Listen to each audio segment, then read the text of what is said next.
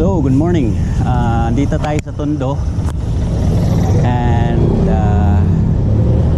today is Sunday, July 5. Maglo-long ride tayo ngayon about 60 to 80 kilometers. Most likely 80 kilometers. Kahapon, nag-long ride ako papuntang Pampanga. About 120 kilometers. Ngayon naman, maglo-long ride ulit ako ng 80 kilometers to make it 200 kilometers sa loob ng 2 araw. Nag-iensayo ako para sa multi-day ride kasi may pupuntahan akong malayo. Kailangan kong mag-train for a multi-day ride. So para lang ma-acclimate yung katawan ko sa pag-ride ng araw-araw. Like pagising mo, magra-ride ka ng mahaba, 150 kilometers, 180, 200 kilometers, matutulog ka, and then kinabukasan pagising mo, magbibisikleta ka na naman ulit ng another 150, 200 kilometers. So ito yung training na yun. Ina-acclimate ko yung katawan ko sa pagra-ride ng multiple days.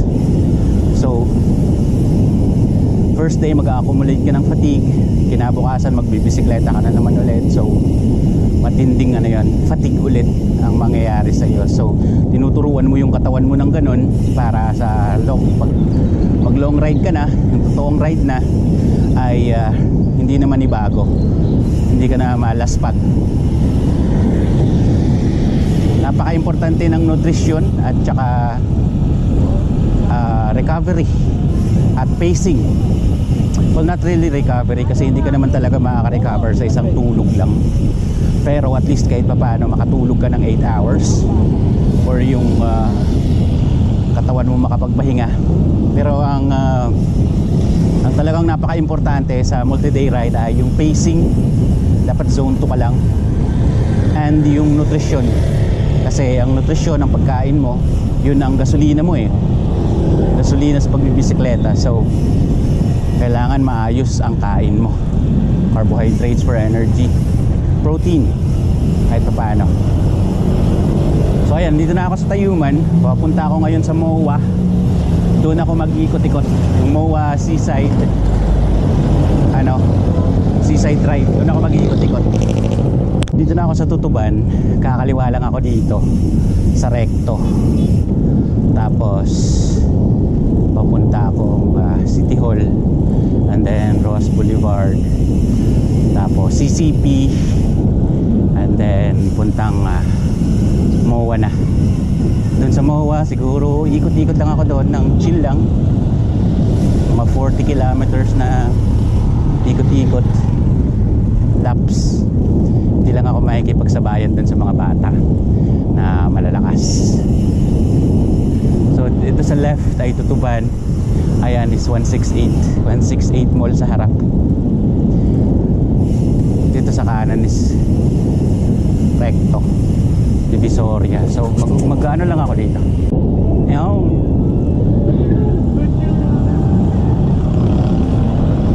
Dito na tayo sa Escolta. Diretso tayo. Akit ang Jones Bridge papuntang Manila City Hall. Beating the red light na ako. Dumadaan.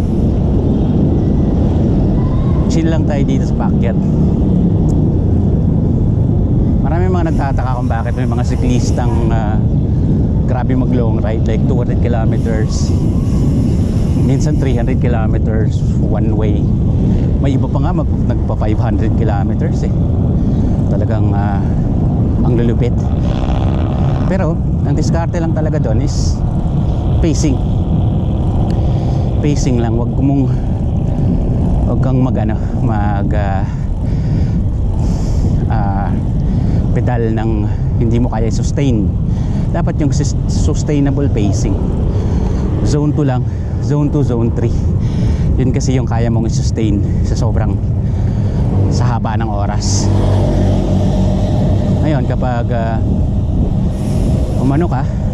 bumakbak ka, magsasuffer ka sa kilometrahe mo. bumakbak ka ng mga sa first 2 hours mo, then ang susunod na first 2 hours mo mahirapan ka mas lalo sa the next succeeding hours. Sobrang mahihirapan ka na kasi wala ka ng glycogen. And then nutrition, diskarte sa pagkain. Ayun o, papasok na tayo dito sa Manila City Hall. Dito sa kanan ko yung parating may mga natutulog na mga homeless Ito yung naging ano nila, heaven. Dito sila natutulog. Hindi ko rin naman masisi kung bakit sila naging homeless. Minsan may mga irony sa buhay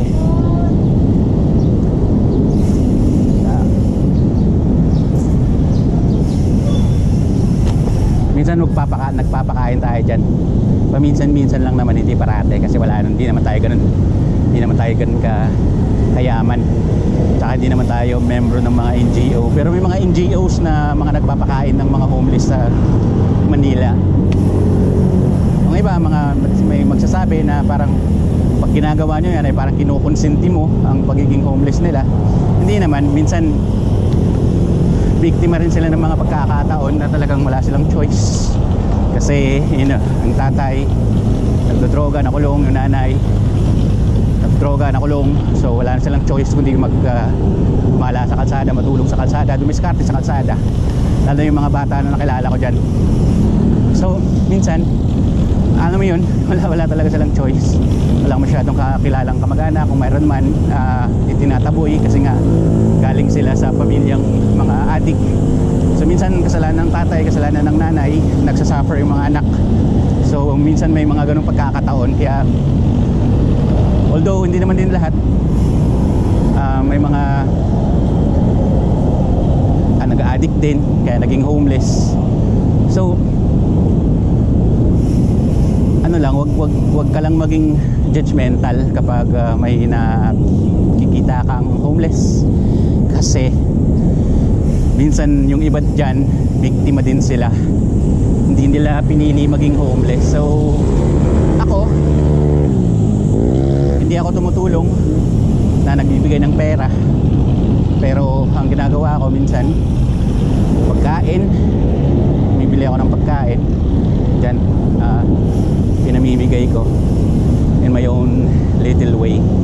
At marami din mga NGOs na gumagawa ng ganun. Minsan ganun din ang filosofiya ng mga NGOs na yun. Kung bakit sila nagpapakain is that yung ibang homeless ay biktima din ng sirkumstansya at pagkakataon. Talagang hindi ko naman sasabihin nakatadhana sila ng ganun, kasi wala namang gustong maitadhana sa ganung buhay. Pero yung iba parang ganun na nga. Okay, dito tayo sa National Museum.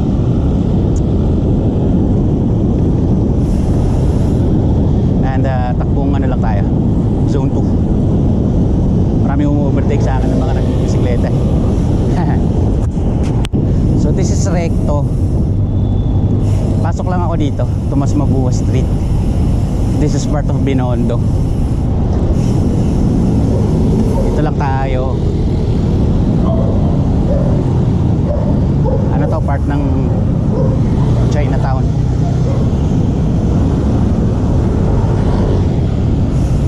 And then akyat tayo sa Jones Bridge.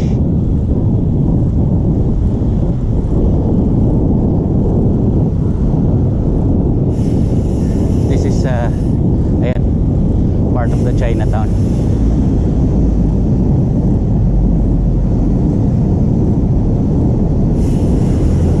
Yun, ang daming siklista ngayon kasi Sunday.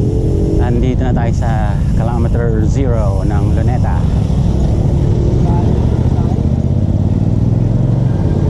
Nice one. Ang daming nagja-jogging, nagbibisikleta. Kaliwa ay Rizal Park, kanan is Quirino Grandstand. This is kilometer 0 Rizal Park, Manila. So dito na ako sa Ross Boulevard. Diretso na ng Mall of Asia, seaside. Sobrang chill lang yung pacing ko. Mapalo lang ako ng mga 20 kilometers per hour, which is takbong takbong mountain bike. Ganito lang siguro ako all throughout the 80 kilometer ride ngayon. So 80 kilometers, 20 kilometers per hour, 4 hours ko siya kukunin. Okay lang.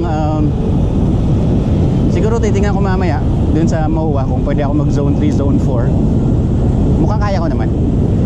Pero ngayon kasi warm up pa lang. So 7 kilometers in. So chill pace lang muna. It's a warm up. Mamaya doon ako babakbak ng konti na yung kayang pace lang, siguro zone 3 or siguro zone 3, zone 4. Alright, Cross Boulevard Gaming muna tayo. Yun, dito na ako sa Pasay. Kumain muna ako ng sopas at nag-Milo dito sa gilid para lang yun, meron tayong energy for the 80 kilometer ikot-ikot. Once again, nutrition and pacing is the key kapag mga long ride. Kapag hindi mo inalagaan yung nutrition mo,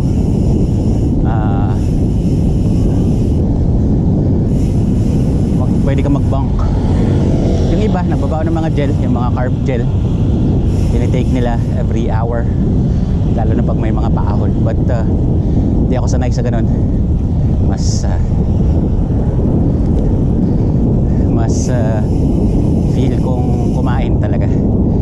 Ang problema sa pagkain is that it's not instantly absorbed by your body.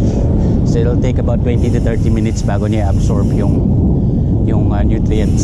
So kailangan i-timing mo siya, i-timing mo yung pagkain mo. Nonetheless, pwede kang kumain and then pahinga ka ng mga 20 to 30 minutes bago bumadyak ulit. Let your body absorb the nutrients of the food. So yun, maraming joggers and cyclists dito sa Pasay because wala masyadong sasakyan.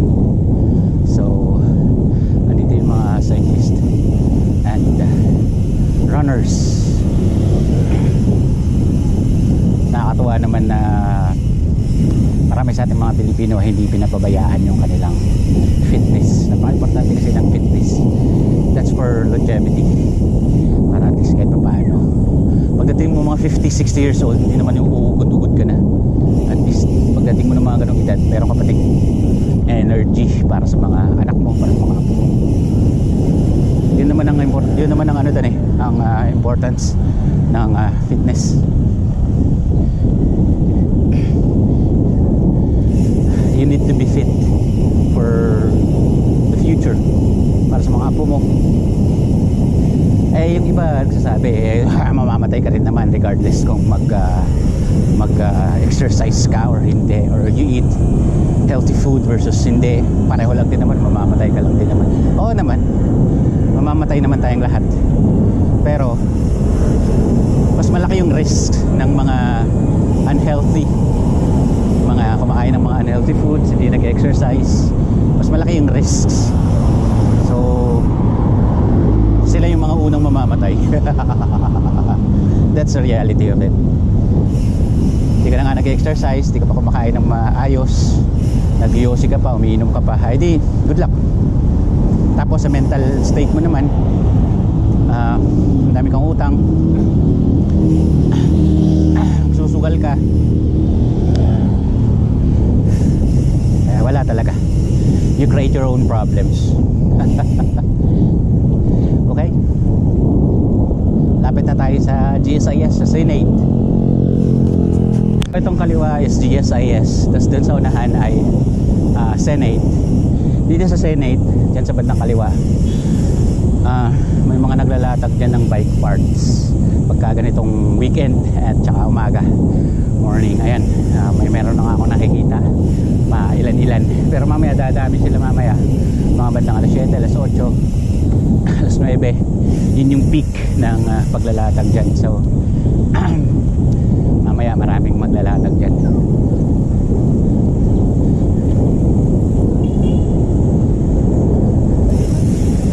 So ayan, itong kaliwa ay ang Senate.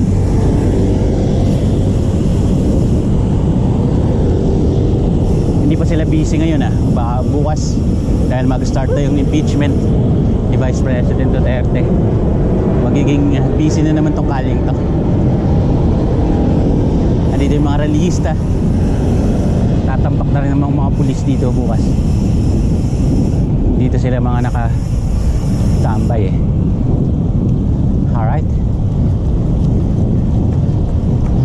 papasok na tayong MOA. So yun, pasok na tayo dito sa MOA Seaside Drive. Andito yung mga naglalabs. So sasabay lang ako dito, pero chill pace lang ako. Hindi ako makikipagsabayan sa kanila. Dito lang ako sa gilid. Gedli lang tayo, gedli. Bubuo lang ako dito ng mga 30 to 40 kilometers. Ito lang kasi yung lugar kung saan pwede ka magbisikleta na paikot-ikot nang walang kang kasabay ng mga sasakyan. Kasi sinasaraduhan nila to for motorists hanggang alas 8, alas 9. So ito yung pagkakataon na mag-ensayo ng mga siklista rito. Ayun mga bata, ang bibilis nila. Well, hindi muna tayo sasabay sa ganyang pace. At ako'y zone to ride ngayon. So sige lang, go lang muna kayo mga bata. Dito mode muna ako ngayon. Dito mode muna.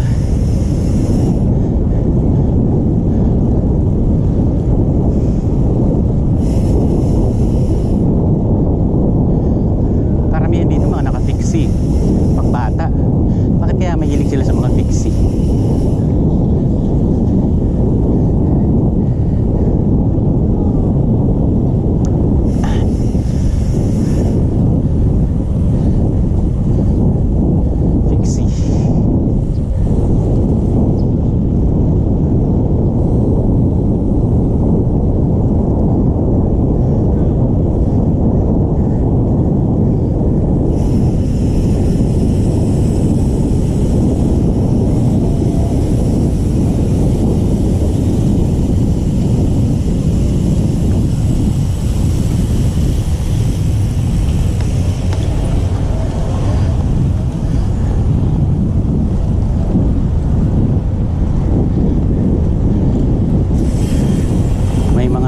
Dito din ang bibilis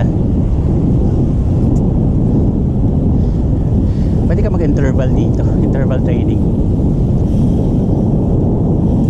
Pwede rin naman chill pace lang, katulad ng sa akin. Pero kapag chill pace ka lang, tumabi ka. Dito lang ako sa gilid. Kasi ang hirap naman ng nakaka-storbo ako sa interval nila. So hayaan ko na sila. Ako takbo ko dito 20-22. Sila itong pumapalo ng 30-40. So masasagasaan ako dyan sa gitna.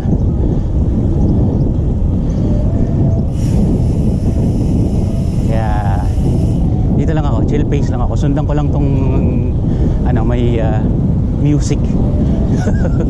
Si kuya may dalang speaker.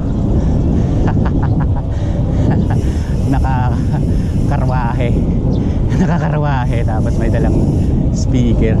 Ayos no? Gusto ko yan, Brad. Nasa bayan ka lang namin. Chill pace lang siya.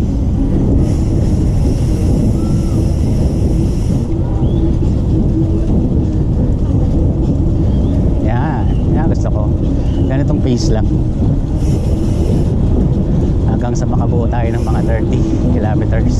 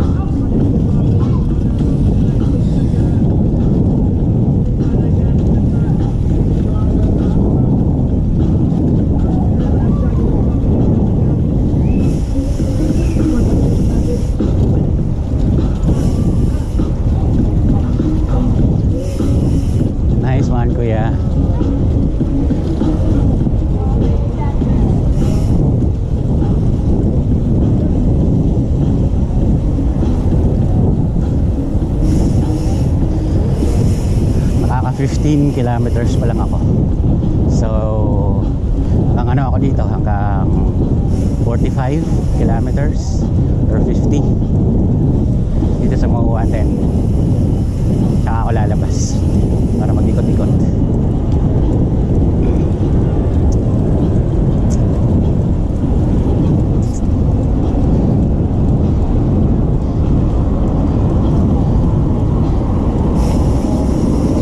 Inner lane lang.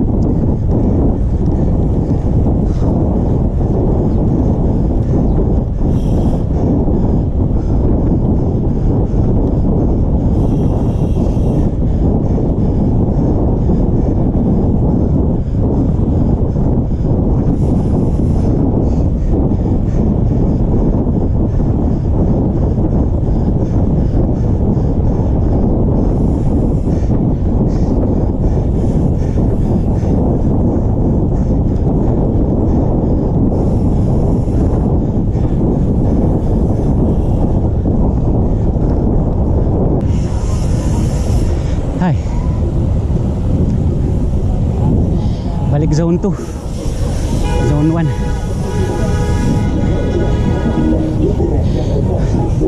26 kilometers, so 4 kilometers na lang naikot dito. Alis na ako at mag-iikot-ikot na ako kung saan saan. Masyado ako natatempt dito na sumabay sa mga bata eh.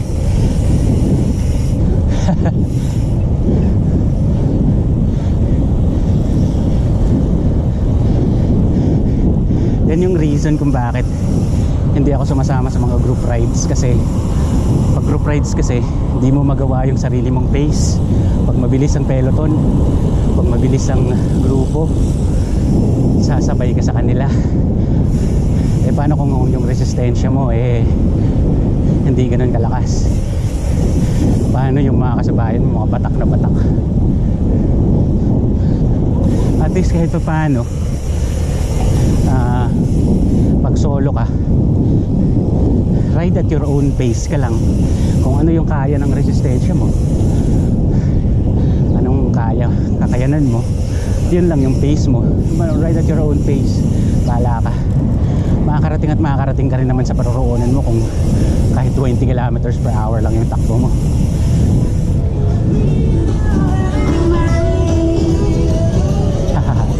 Yung iba may mga daladalang speaker dito para siguro hindi sila maboard, kasi ako nga naboboard na ako, nakaka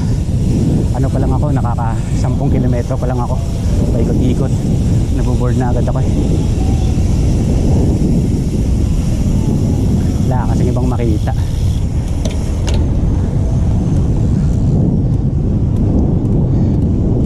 Ang isang technique para hindi ka bumagal sa sa ganyang mga paliko, kurbada, is that bago pa magkurbada dapat tama na yung takbo mo para pagdating sa kurbada hindi ka na promeno, tuloy-tuloy ka na lang.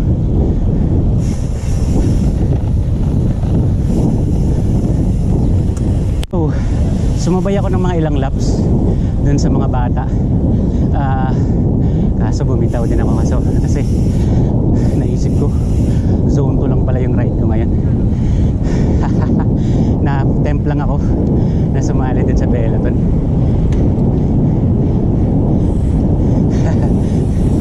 Ayoko na makipagsabayan sa mga bata na yan, lalakas. Ilang laps lang ginawa ako, balik na ulit ako zone 2. Bumalo ng 162 yung heart rate ko ang zone 2 ko hanggang 147 lang.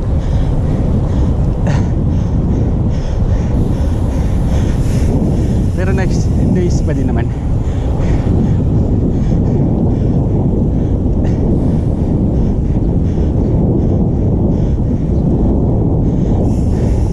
At least kahit pa paano nakapag zone 4, zone 3, zone 4 ng konti.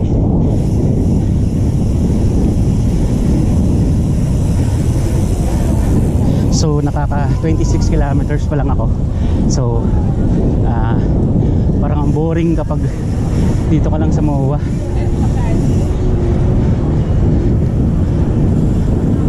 Parang ang boring niya. So gagawin ko lang hanggang 30 kilometers dito. Tapos lalabas na ako para maghanap ng pupuntahan.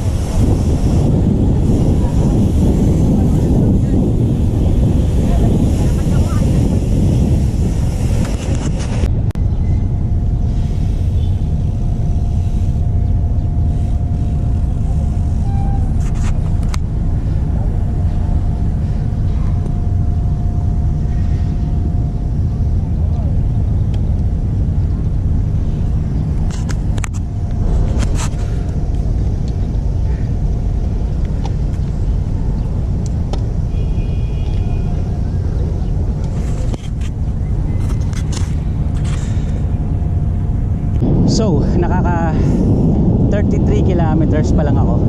Nagsawa na ako dun sa MOA, kaya dito naman ako sa Okada. Ikot lang ako dito sa Okada, and baka pumunta ako ng Ayala. Hanggang sa makumpleto ko lang yung mga 60 to 80 kilometers today. Siguro okay na siguro mga 80 kilometers. Kasi kahapon naka 120 kilometers ako eh. So 80 ngayon, 200 kilometers sa 2 araw. Parang okay na rin yan. Magandang training na rin yan. Okada. So, Okada. Marami ding mga nagbibisikleta rito eh.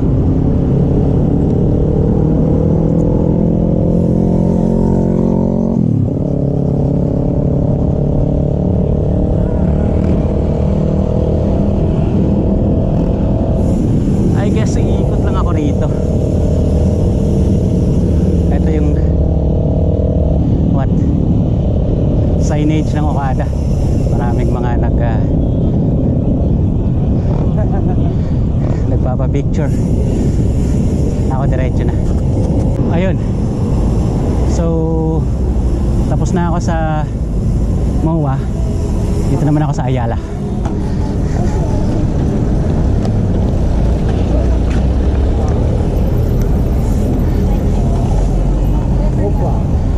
Ayan. Dito nga lang sa Ayala, hindi ka makabilis pagbibisikleta kasi sobrang dami ng mga runners dito, sobrang dami ng nagjo-jogging. So hindi ka pwedeng mabilis dito. Ano lang talaga, chill lang, tamang takbo lang. Kaya hindi katulad dun sa MOA na talagang paspas, talagang mabilis ang peloton. Dito chill lang ang pagbibisikleta dito kasi mas pina-prioritize dito sa Ayala yung mga joggers, mga runners. Minsan nga bawal pumasok dito yung yung mga siklista because nga mas pina-prioritize yung mga runners.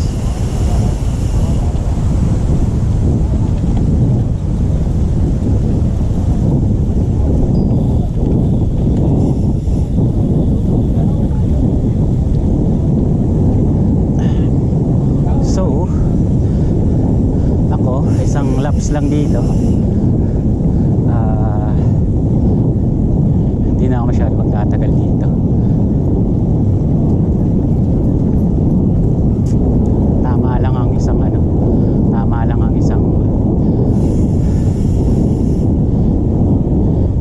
ikot.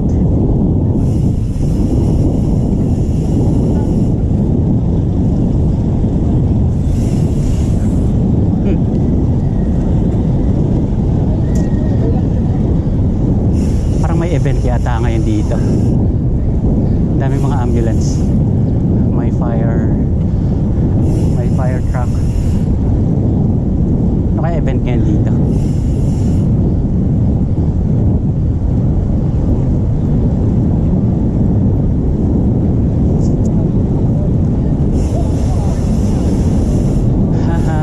I think hanggang alas 8, alas 9 lang din to dito. So alas 8 na. So I think bubuksan na ito mamaya-maya ng konti.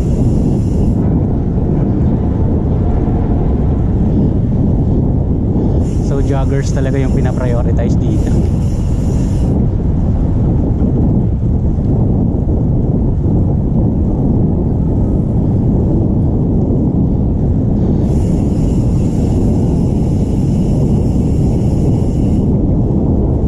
Nag-opisina sa Ayala kaya everyday nagbo-bike to work ako. 14 kilometers papunta rito and 14 kilometers back. So 28 kilometers araw-araw yung binibisikleta ko. Kaya siguro hindi pa ako pagod kahit nag 120 kilometers ako kahapon. Dahil nga sa nagiging batak na rin ako sa pag-bike to work. So yung mga taong walang time para magbisikleta kasi nga busy sa trabaho, why not bike to work, diba? Kapag may bisikleta mo papasok ng trabaho, at least pinagsabay mo na yung commute at saka yung exercise, diba? Two birds in one stone. Yan yung ano, yan yung magandang diskarte. Isang ikot pa ako and then ano, nalabas na ako rito.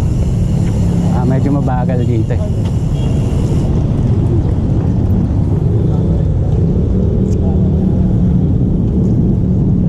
Medyo mabagal ang pacing dito kaya hindi ko masyadong gusto. Pero ito naman kagandahan dito is pag papunta ka ng EDSA dito ka Ayala, medyo ahon to ng konti eh. Kaya maganda rin.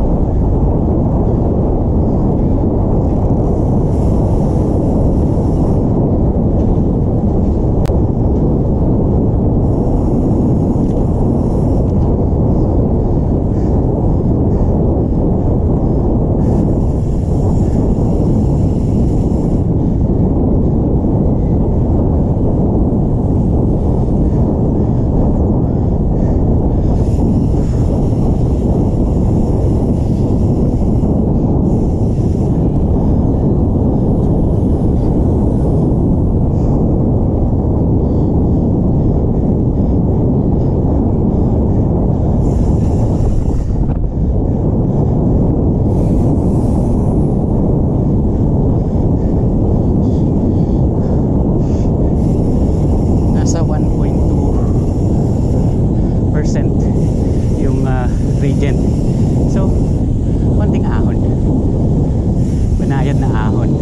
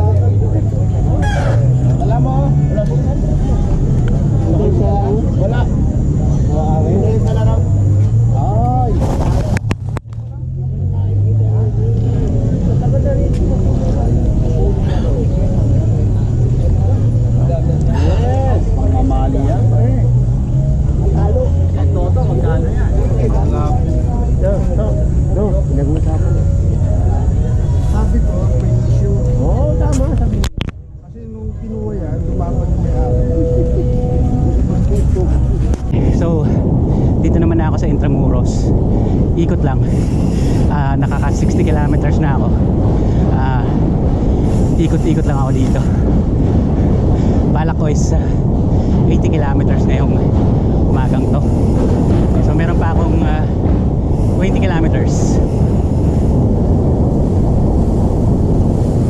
Maganda dito sa Intramuros kasi merong designated bike lane. So medyo safe. Nice. Ayun, kakatapos ko lang ng Intramuros. Aakyat ako dito sa Binondo Intramuros Bridge. Sa Binondo naman ako. Ikot-ikot lang ako dun sa Binondo ulit. So naka 65 kilometers na ako. So ayun, Binondo naman. So this is Binondo Intramuros Binondo Bridge. So medyo ahon dito ng konti. So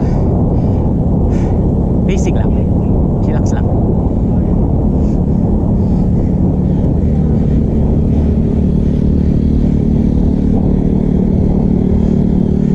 Ang kabila nito ay Binondo. Galing tayo dito sa Intramuros.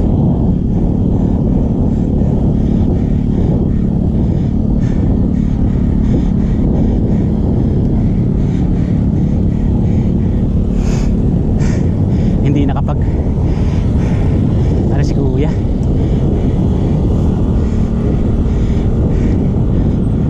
Hindi nakapag-adjust. Naka small gear pa rin siya habang umaakyat. Mali.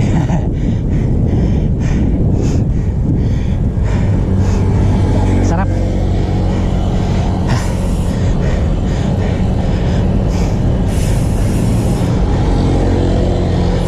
Pagkatapos ng ahon, lusong naman.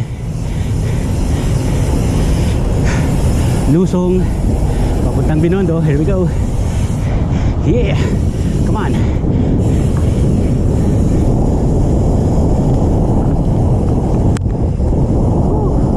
Sarap. Sarap mag-bike.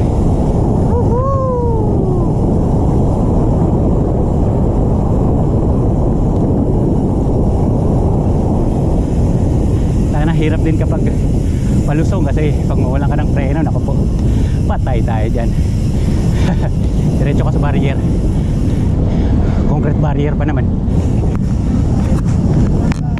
So dito tayo, kanan. Ano naman tayo, Binondo. Hanggang makaabot lang ng 80 kilometers.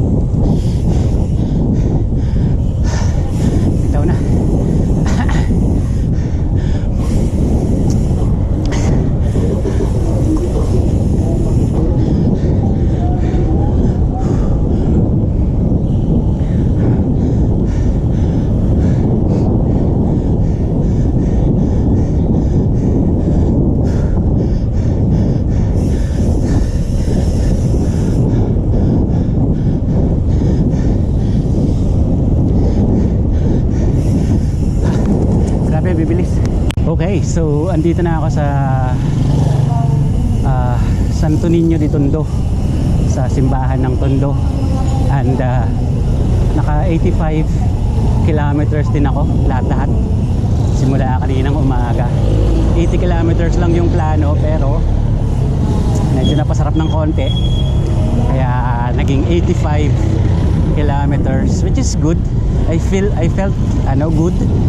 Akala ko malalaspag ako dahil nga sa naka 120 kilometers na ako kahapon.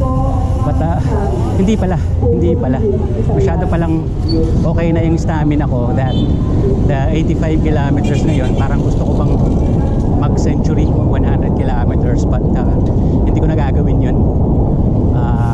Ano lang naman yan, yung training ko lang naman ngayon is turuan yung katawan ko ng mga multi-day, like kahapon 120, ngayon 80, so that's a total of 200 kilometers in 2 days.